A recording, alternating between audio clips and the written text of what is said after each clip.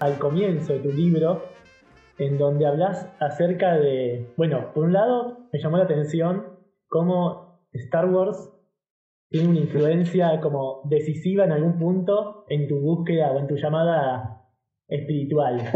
Y por otro lado me llamó también la atención, y yo lo relaciono mucho con esto que estás contando al final, de darle importancia también al cuerpo y todo esto, de vos hablás ahí de que te o te encontraste con los Rosacruces a partir de una experiencia en estado de discreta embriaguez. Vos decís.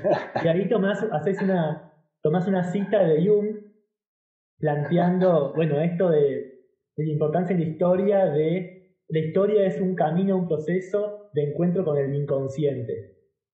Me llamó la atención eso, y cómo ahora estás volviendo a ese tema desde otro lugar, ¿no? Pero a darle importancia también al cuerpo, a la pelvis. Sí, Bueno, sí. Sí, una de las cosas interesantes que tenía el Lectorium frente a otro movimiento es que describía el proceso como un proceso que era localizable en el cuerpo, ¿no? Y era curioso porque el átomo chispa o el átomo simiente, el átomo espiritual, ¿no? Era despertado por la radiación de la gnosis que generaba el grupo, por la tal. Bueno, y esto hacía que la vibración del átomo activara el timo, despertara el timo a la creación de una nueva hormona que poco a poco se activaba y empezaba, bueno, a estar activa en el cuerpo.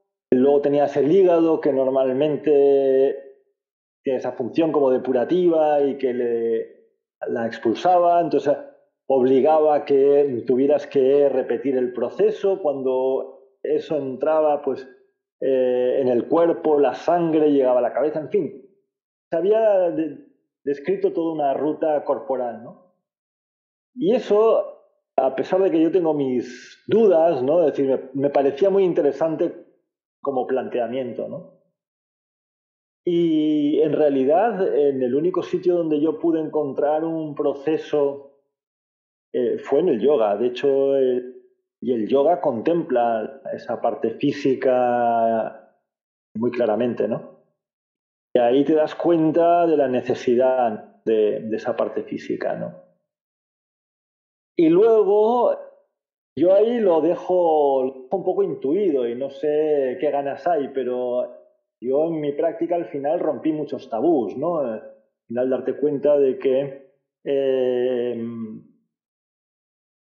es desde la parte, digamos, sexual, ¿no? Digamos, que se tiene que regenerar o que se puede regenerar. Y esto te encuentras que no es algo novedoso porque el señor Van Reichenborch habla de ello, ¿no? Como de un nuevo embrión, ¿no? Claro, cuando entras en la idea de la regeneración del ser humano en una nueva dimensión, ¿no? Necesariamente tienes que acercarte al Tantra, ¿no? Que es de donde precisamente surge el Hatha Yoga, ¿no? El yoga, digamos, el yoga antiguo, el yoga de Patanjali, el yoga incluso de Buda, de los dhyanas, o sea, la práctica meditativa, rechaza también el cuerpo, cuidado, ¿no? Trata el cuerpo como la tumba de la mente o como, digamos, la limitación de la mente, como lo que genera apego a la mente, etcétera, etcétera. No es hasta la llegada del Tantra que empieza a revalorizarse el cuerpo, a dar importancia al cuerpo y a pensar que en el cuerpo está la herramienta, digamos, de regeneración, ¿no? En términos muy alquímicos también, porque el Tantra se desarrolla, el Tantra en la India, se desarrolla en paralelo con toda la alquimia india, ¿eh? eso Y es tremendo. sí, y esa particularidad que tiene Van Reichenborch, ¿no? Está apoyada precisamente en la alquimia, que el tipo pues cogió elementos al remitirse a los tratados clásicos de Rosacruz, inevitablemente se encontraba el proceso alquímico, ¿no? Ajá. Entonces, claro, se empezó a plantear pues eso, ¿no?